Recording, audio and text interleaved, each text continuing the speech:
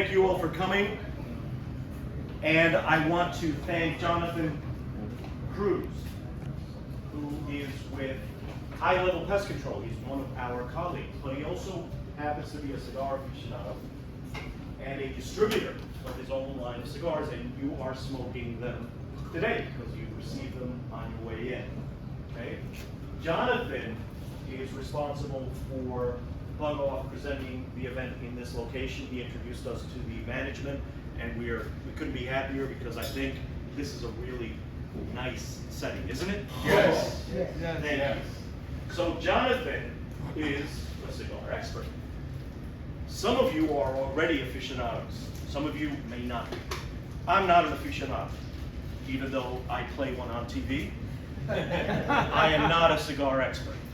So I want to throw some questions at Johnny so that he can break it in for us, so that we can look the part and enjoy the cigar experience. Because after all, the cigar world, that's an experience. It's a culture, if you will. And like everything else, like pest control, technique is very important. So we have to understand the technique of enjoying the cigar. And there's many options, there's many sizes, flavors, wraps, denominations. We're not going to get into that. You'll find the one that you enjoy, right? But there's some basics that we need to learn. The first one is, hey, how do we cut a cigar, John? All right, so we have 3 different cuts. We have the V cut.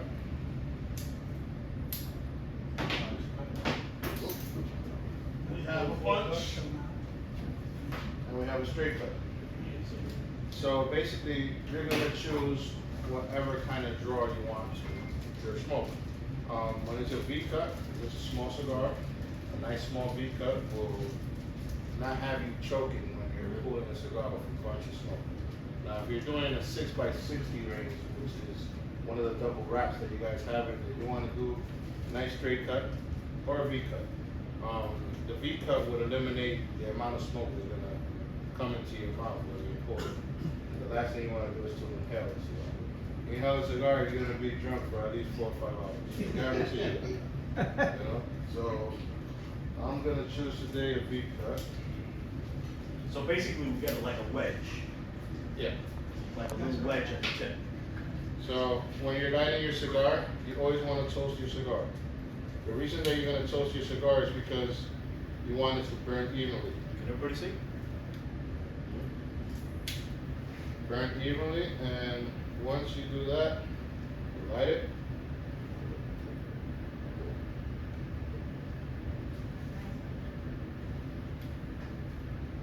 And you're going to keep pulling until you have a little bit of ash.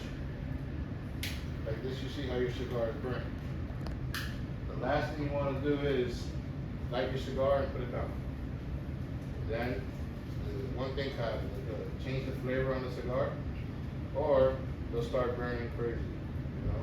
And if the cigar is good, it has good tobacco, you can have a nice fine ash, a long ash, move it around and it won't fall. Now, Johnny, I notice cigar smokers hold their cigar different. What's the proper, if there is any, It all or at depends. least the improper way of holding a cigar? But you don't want to hold it like this. Well, obviously. But, you know, this is the way I hold it. I think a lot of people hold it this way. There's no, the only improper way to hold your cigar is, you know, looking retarded, like holding it. You know, Right. So don't hold it like a British dandy. We certainly don't want to drop the cigar, so we have to have control, right? And I've seen some people, I mean, if it's a long cigar, I've seen guys use it with 3 fingers, hold it with 3 fingers, 2 fingers. But holding it in the crook is about as safe as you can go, am I right? I have a question. You said holding it on the band, does that protect the cigar from the oils from your finger from getting onto the cigar? No. If you have oils on your finger that's getting towards the cigar, you have to go wash your hands. Exactly. Because The only thing that this band is just for, you know, Just display. for advertising. Yeah. And once you do reach this area, you remove the band immediately because you will start smoking paper and your taste will change. One thing that I don't recommend that you do is put down a cigar, cut it, put it in a bag, and save it for the next day. That's gonna change the flavor completely. You know, so if you're gonna start a cigar, we recommend that you finish it. So you commit, am I right? Yeah. So you don't wanna cut it, put it in a I have a Ziploc, question. save it for the next day. Okay, question? Some people say you could dip it Ooh. in No. bourbon or You something. can dip it, but what's the point of dipping the cigar when you're smoking the cigar to get the flavor of the tobacco? Okay. Now, if you wanna Okay. dip it and taste smoke and liquor, that's different. You don't ever go to a cigar shop and dip your cigar. You're gonna look crazy.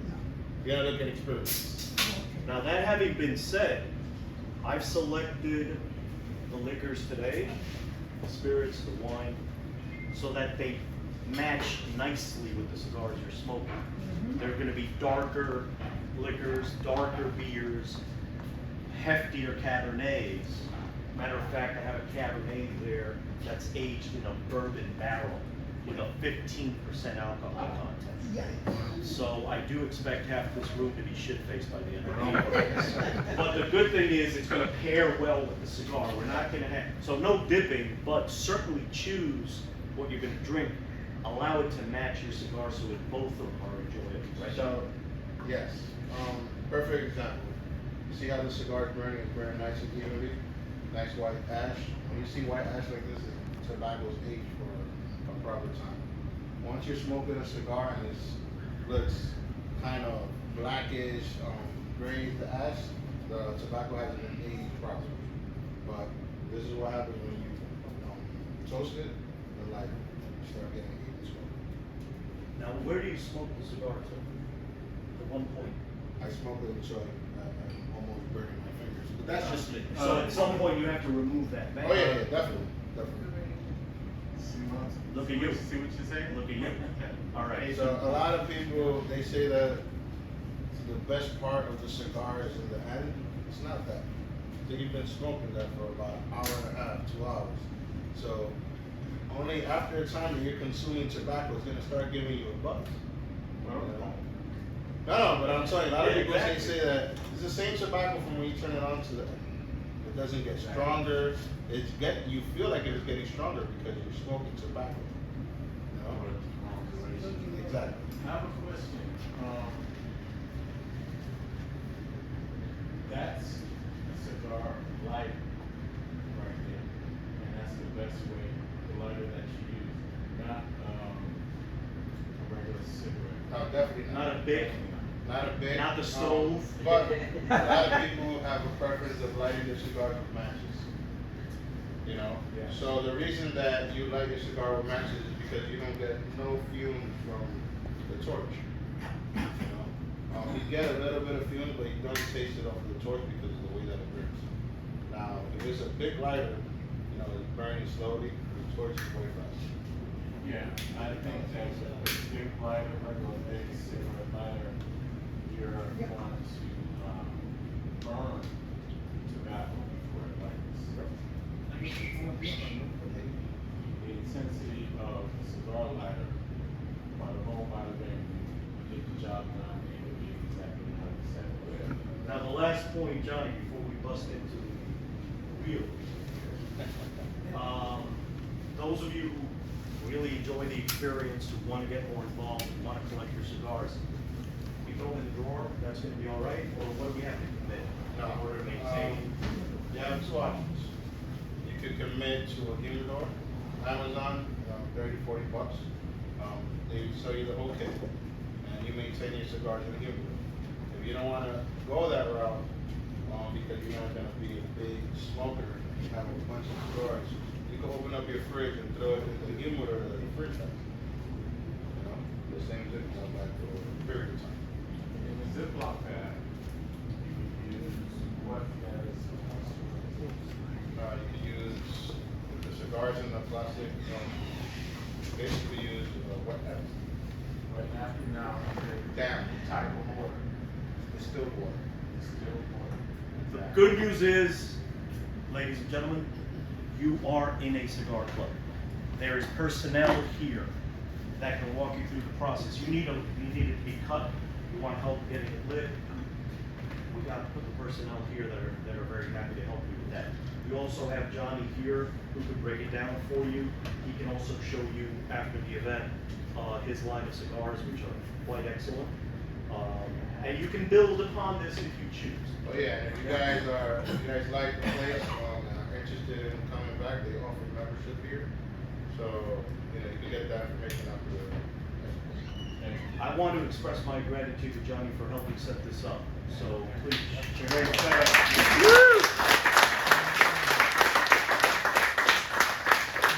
Now, this is a state-approved training program. So even though we're going to have an enjoyable experience, we're going to have some fun, we're going to be relaxed.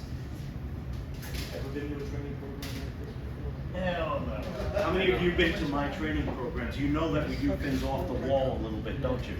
Yeah. Cruise around Manhattan, go-kart events, Viking events where we're drinking vodka off a slide and having the girls dressed up like little Vikinettes in mini skirts. This is what we do. And the turkey drumsticks. And the turkey drumstick, that's what you care for, yes. But the point is, we do off-the-wall events, enjoyable, memorable, but it's hardcore training. And that's why we're here, because we need our credits and we need to expand our knowledge. Rodent control, I mean, this is probably the third rodent control program I do this year. Why? Have you seen greater challenges in rodent control out there in the field? Yes. Or no? Is it becoming easier? It's becoming more complicated, Yes. more complex. Yes. You have to be more creative. You have to find new techniques. You have to expand your skills and not go the cookie cutter route. Do you agree? Yes. So that's the whole point of bringing Liphatech on board to help share, refresh our knowledge, bring us to the present in what the real situation is out there in the field, and perhaps incorporate new techniques, new technologies into our portfolio of services. So to that end, I would like you to welcome Matt Titshaw from Lifa. I would like to welcome our representative, Barry Pipkoff, who's taking images. You all right? Beautiful. Thank you. And of Stunning. course, does John Murphy need an introduction? Ready up? Let's get started. Folks, the bar is open. Light up your cigars if you wish, but learn. That's the whole reason we're here primarily. All right? We're going to have food later. We're going to have the rest of the night to enjoy each other's company. But Johnny, take over. Thank you, Ed. Good evening, everybody.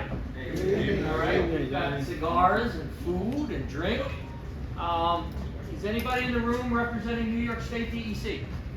We got snitches. Is anybody in the room representing PETA, the Protection and Ethical Treatment of Animals? You raising two hands, I'm gonna ask you to leave now. So, who likes to kill rodents? Yeah. I mean kill. Like, who likes to kill rodents? Everybody here.